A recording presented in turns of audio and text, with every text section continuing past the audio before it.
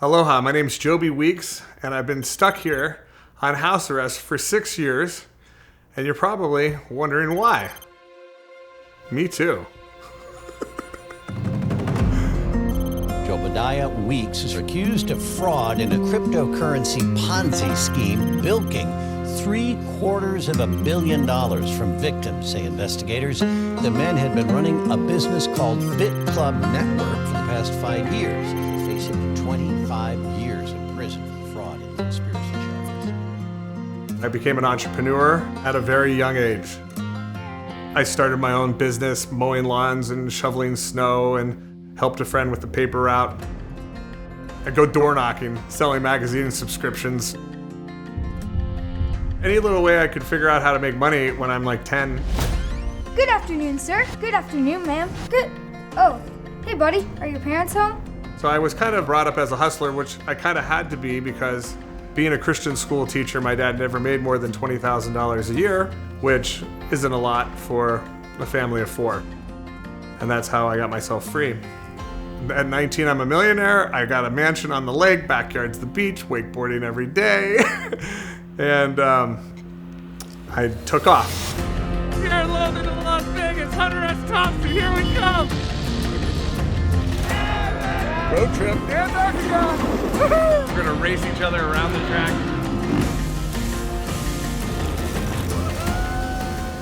I wanted to see the world, so I went to 100 countries, 200 to 250 cities a year, every year for 15 years. Stayed anywhere for more than a week or two in 15 years. And so that's what I did, and I started finding all these cool disruptive technologies that I thought, wow, that's a good invention. This is great. I want to finance that. I brought a lot of technology back to the United States and launched companies. And you don't need to own music to have music. 1.5 million songs. If you remember back in the day, there was Napster, but Napster got shut down because it was centralized. So somebody invented this thing called the BitTorrent network, where you could download 5 minutes of movie on this computer, 5 minutes on that computer, 5 minutes on this computer, yet I could get the entire movie even though it wasn't in one location. And so somebody said, hey, you've seen the BitTorrent network on how you can download music and movies. Bitcoin is the currency that runs on the BitTorrent network. I instantly got it. Now, the new currency is growing in popularity. It's even been called the future. Bitcoin, this mysterious digital currency. We're asking whether or not this currency really has any longevity, let alone legitimacy. I'm not an expert in cryptocurrency, but I have my doubts about it. When Bitcoin was coming out, nobody really knew what a Bitcoin was, but we already had a mint minting gold and silver coins, and so we thought, well, let's make a Bitcoin coin. So we designed the logo, and we put on the back side this private key so you could actually load a physical coin with crypto. And somebody said to me, well, Bitcoin is a golden egg, or you could buy the goose that lays golden eggs. And at the time, somebody had told me about this club called BitClub Network is one of the fastest growing business models worldwide. They're selling mining hardware, computer equipment. And I was like, interesting. That's exactly what I want to be doing. So I joined BitClub as a member. You can get literally a piece of every little transaction that takes place anywhere in the world. It's really exciting to think about. And I thought, if this works, this could be something huge. If a laptop computer would make $1 a day in Bitcoin, then what would happen if we filled an entire data center with 1 million laptop computers? We'd make $1 million a day, right? So that's what we decided to do. We set up a data center in Iceland, we got one in Georgia and one in Norway, we got some power out of Canada, we're building this one in Montana, which is going to be the largest Bitcoin mine in the world. It's 300 megawatts, it's monstrous. When you have machines that print money, that gives you the freedom to travel. Last year we did 152 countries, and what do? We talk about Bitcoin all the time, everywhere we go. That's what I basically did. I flew around doing these huge seminars and conferences and crypto events, and unfortunately became a target for hackers and thieves. What's really ironic too is Joby was actually getting hacked by a nefarious character, and Joby was the one who actually brought it to the FBI. I tracked the Bitcoin to a wallet with over $1 billion in it. And I give it to them on a silver platter, this dossier. I'm like, here's the hacker. And they're like, well, how do we say this? There's an investigation going on you. And instead of going after the bad actor, they then flipped it and went after Joby instead. So I fly to Washington, D.C. to the Ritz-Carlton to sit down with these agents.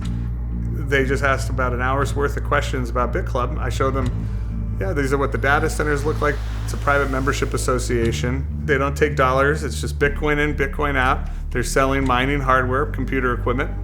And so I think the investigation is over. 6 months goes by, and I get a phone call, and they're like, the government raided the data center, and they took everything. And I'm like, what? So I call up the agents, and I'm like, did you guys just raid the data center? You guys have my phone number. The agents are like, yeah, we have some more questions. I'm like, great. Do you guys want to meet me in West Palm Beach for this Tony Robbins conference? I got extra tickets. It was called Date with Destiny. You see, I feel like I'm like cooperating with them. I reached out when I found out there was an investigation. I was like, come on down to West Palm. We'll do Tony Robbins together at lunchtime. We can chat about your investigation into BitClub or whatever you guys want.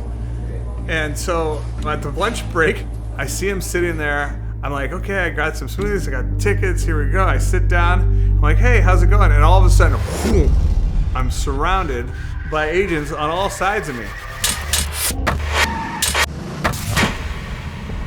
And then they take me to this unmarked building, and they're just interrogating me for 6 hours, trying to get me to give them all my Bitcoin. So I can't give you all my crypto. And so that got them a little bit irritated. On December 5th, 2019, Mr. Weeks was indicted for selling unregistered securities and wire fraud.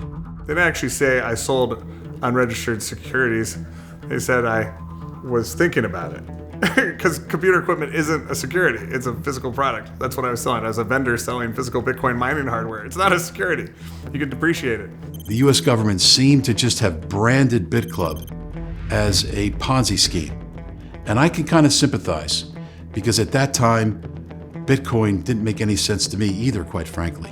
Most certainly, data mining operations to generate Bitcoin, like, this was really a new technology. It was a new concept. They said there was no Bitcoin mining. And I'm like, no, here are the invoices. Here's the tracking numbers. Here's the $250,000 in duties and customs and tariffs I paid. Here's the data center. Here's the $10 million a month power bill. Here's everybody getting paid. This was not a fraudulent exercise. They were actually generating millions of dollars and dispersing it to their club members. BitClub was paying everybody out every single day until the day the government came and stole all the money. So who created the victims? If there's people out there who say, hey, Joby Weeks hurt me financially, no, the government is who hurt you financially, because the government is the one who seized all the assets.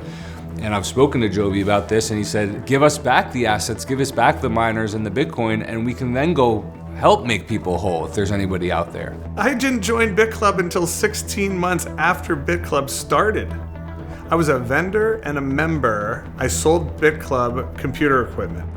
Mr. Weeks wasn't the only vendor of computer equipment to BitClub, but for some reason, we don't really know why, Mr. Weeks was the only one that the US government went after.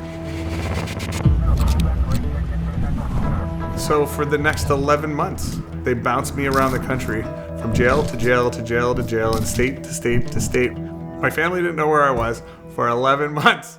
Denied me bail, denied me a trial.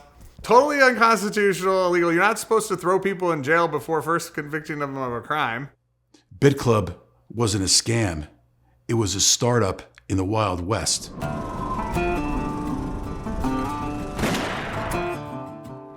This was the biggest data center in the world that was ever built to mine Bitcoin. This was in Montana. So we filled this with servers to mine crypto. And that made us the biggest Bitcoin mining pool in the world. See, BitClub network. They destroyed a very good thing. Very good thing for the people. Horrible thing for the bankers. They totally destroyed a wonderful project that was helping millions of people. We literally were the fastest PMA to hit $1 billion in sales, faster than Amazon and Google and Facebook.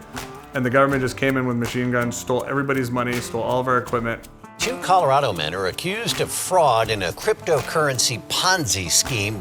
Joby Weeks is from Arvada, but authorities arrested him in Florida. Now, I get it. There were no victims on the BitClub side, but if you calculate the coin market cap value of the cryptocurrency industry, it's like $3 trillion. Where did that $3 trillion come from?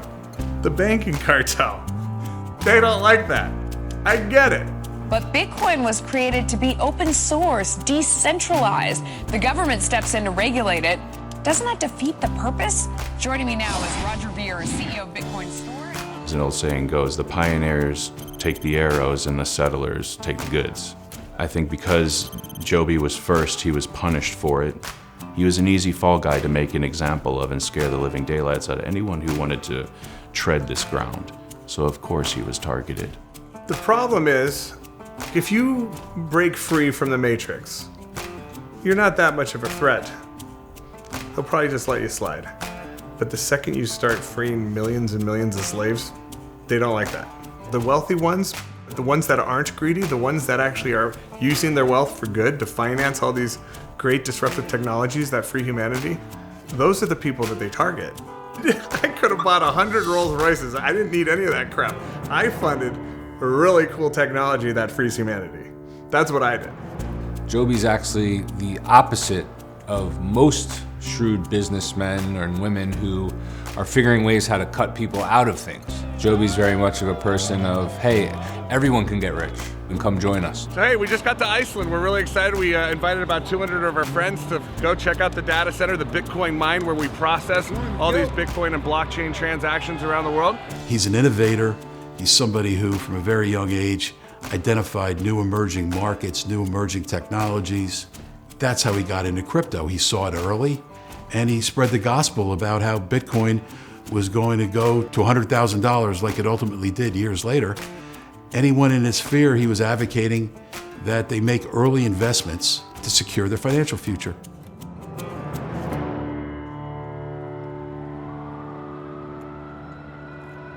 So my attorneys come to me and they tell me, so you got two choices.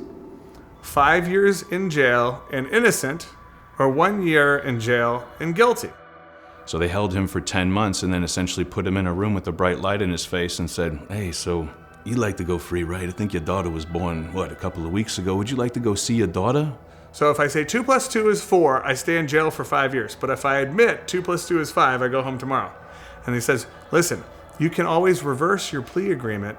As long as you reverse it before sentencing, you're good. So I'm like, great, 2 + 2 is 5. Sign the piece of paper, they let me go. Seems like an obvious choice to me. I think anyone would decide to put the ankle bracelet on and go see their newborn, wouldn't you? Liberty, liberty, liberty, liberty, liberty.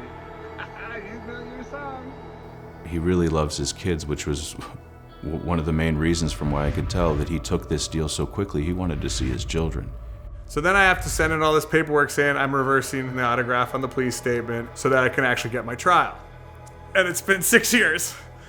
And I had this ankle bracelet on, waiting and waiting and waiting. And the government keeps pushing it out, pushing it out. We've gone through 12 prosecutors now. The prosecutors have put on the docket that they cannot take this to trial. They don't have victims to testify. I mean, I read the pretrial sentence report, and it said, accordingly, whether defendant's conduct caused harm to any victim is irrelevant.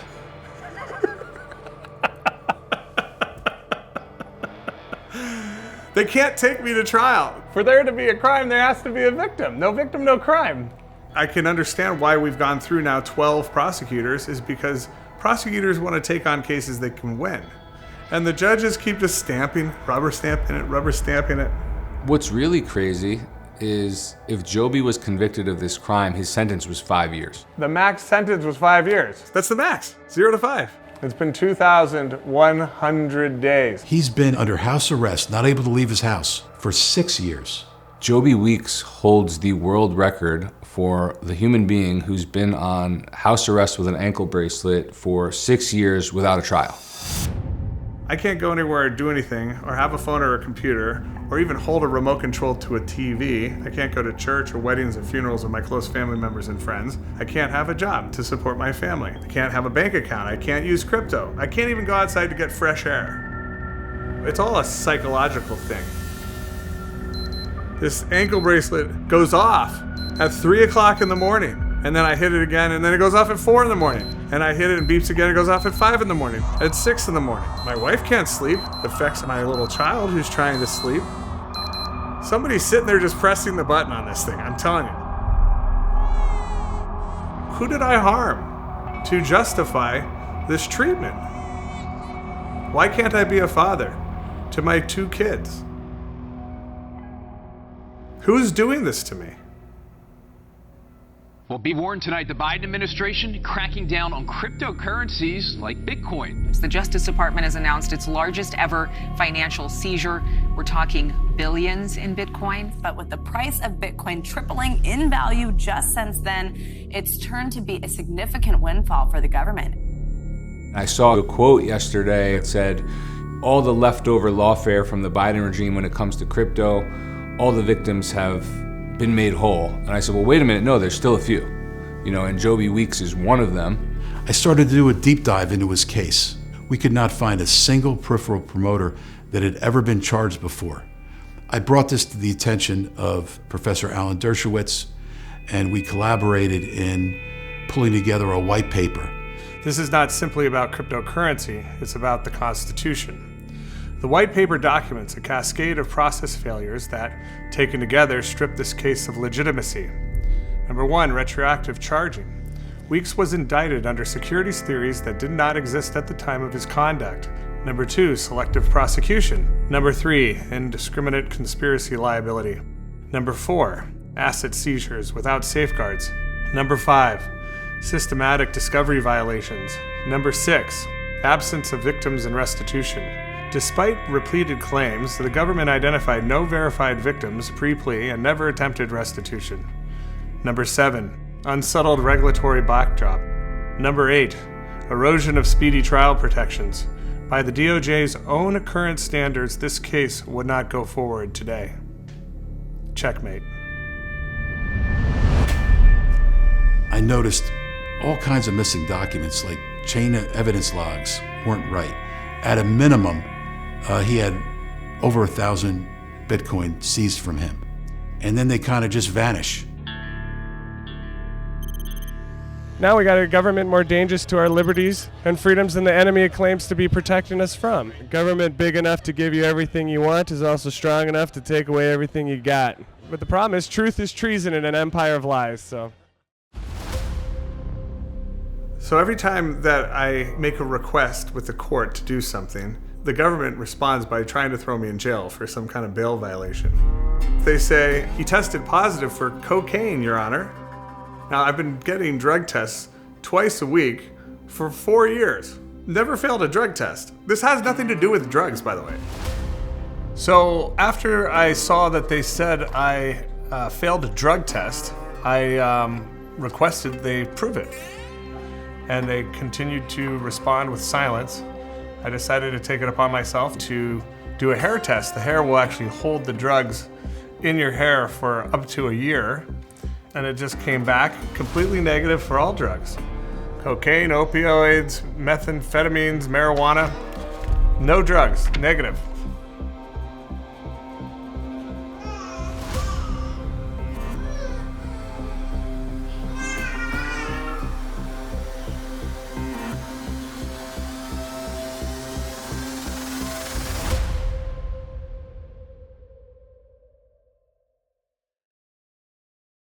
The reason we use gratitude, by the way, is the 2 emotions that mess us up most is anger and fear. And you can't be grateful and angry simultaneously. It's the antidote. I have a 3-month-old baby right now. He's the cutest little thing ever. And as a father, I can't engage. I can't go down and teach him how to go swimming, even though we live on the beach. At least I can be with him, whereas with my daughter, Liberty, I was taken away from her, and it was a horrible thing. How do you explain it to a 6-year-old little girl? How do you explain that your daddy helped a whole lot of people get free, and in retaliation, he was attacked? She's only ever known me on house arrest. That's it. She was so sad last time I saw her. And I'm like, honey, you cannot be mad at your mother for any of this. You can't be mad at me for any of this. The people that you need to hold that anger for, if you need to hold anger, are the people responsible for destroying our family. I've already forgiven them because that's the best way to ground and release. You don't want to hold hate, because hate is poison that you drink thinking it's going to harm the other person.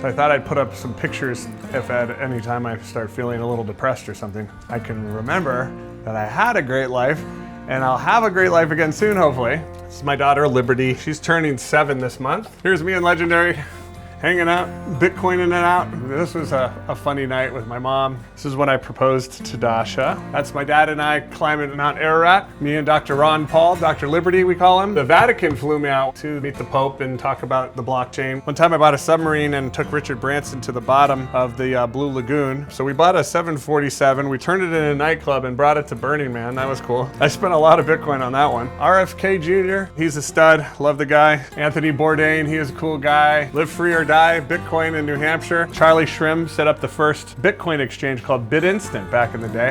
And they threw him in jail too. Horrible, they just attacked everybody that got in early on crypto. Government, 1 star, very bad, would not recommend. They can take your car, they can take your house, they can take your freedom, they can take your bank account, but they can't take your memories.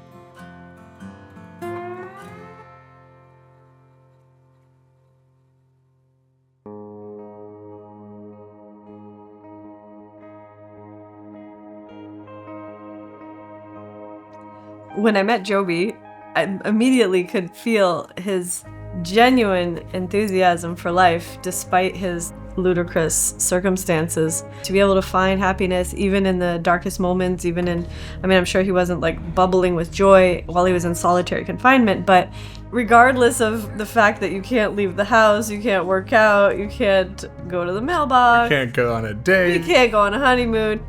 I don't understand how it is that the judge just continuously allows us to go on and on. It's kind of wild. I mean, I went from going to hundreds of countries a year for 15 straight years to being locked in a box and isolated. That would normally break most people. I mean, that's why they put people in solitary confinement, to break people. But when you have complete control over your mind, you become unbreakable. It's President Trump today signing the landmark Genius Act into law. It's the first major piece of crypto legislation in U.S. history. The SEC said Thursday that proof of work crypto mining, as seen with Bitcoin and Dogecoin, does not fall under its definition of securities. Yeah, you can't punish someone for being early, and you can't punish someone for being right. What Joby was doing, mining Bitcoin, not only were there no laws against this, but today there are people who are starting Bitcoin mining companies in America and ringing the bell on the NASDAQ floor.